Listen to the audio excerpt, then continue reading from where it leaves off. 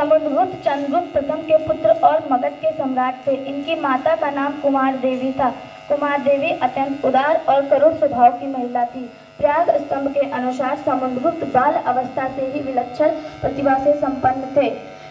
ये साहस और वीरता की प्रतिमूर्ति थे। इन्हीं कारणों से चंद्रगुप्त ने इन्हें अपने जीवन काल में ही अपना उत्तराधिकारी घोषित कर दिया था। समुद्रगुप्त की बचपन से यही अभिलाषा थी कि वह संपूर्ण भारत भूमि को एक एकता के सूत्र में बांध कर रखे, जिससे भारत एक सुदृढ़ राष्ट्र बन सके। इन्हीं कारणों से समुद्रगुप्त ने भारत की शक्तियों को परास्त करने वाले विदेशी ताकतों को नष्ट करने का संकल्प लिया। भारत की राष्ट्रीय एकता की स्थापना हेतु समुद्रगुप्त ने विजय यात्रा प्रारंभ की। पहले तो उन्होंने उत्तर भारत के राजाओं को परास्त कर उनके राज्यों को अपने साम्राज्य में मिला लिया। वह सेना का संचालन खुद ही करते और एक योद्धा के भांति युद्ध में भी भाग लेते थे। धीरे धीरे उन्होंने पूर्व बंगाल तक अपना साम्राज्य फैलाया। मध्य प्रदेश से प्रवेश कर उन्होंने दक्षिण कौशल की राजनगरी श्रीपुर पर घेरा डाला। पल्लव राजा विष्णुगुप्त की हाथियों की सेना अत्यंत शक्तिशाली थी, लेकिन वह समुद्रगुप्त की आक्रमण की आदि को न रोक सकी। कहा जाता है कि इन अभियानों के 3 वर्षों में इन्होंने 3000 मील तक की यात्रा करी।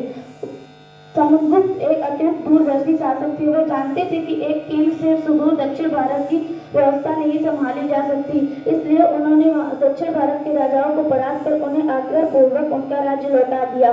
लगभग संपूर्ण भारत में विजय का पताका फहराने के बाद समुद्रगुप्त ने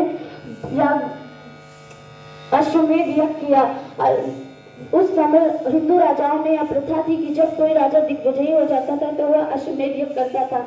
इस यज्ञ में एक घोड़ा छोड़ा जाता था जो सभी राज्यों से होकर आता था। यदि कोई उस घोड़े को पकड़ लेता था तो उस राजा को उस इंसान को उस राजा से युद्ध करना पड़ता था, और अगर वह घोड़ा वापस आ जाता था तो वह राजा दिग्विजयी माना जाता था।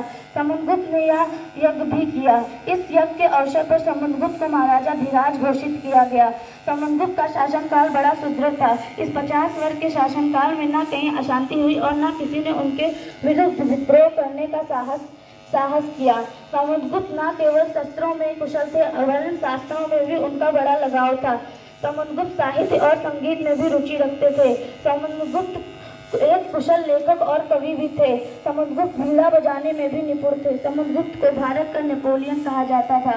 समुद्रगुप्त ने 50 साल तक बहुत अच्छे से शासन चलाया। समुद्रगुप्त के युग को स्वर्ण युग भी कहा जाता है। धन्यवाद।